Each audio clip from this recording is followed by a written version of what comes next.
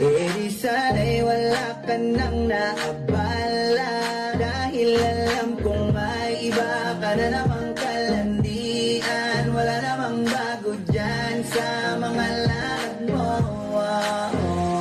Sino na naman yung kasama mo? Sino na naman, sino na? Parang kagabi lang ako ang kayakap mo.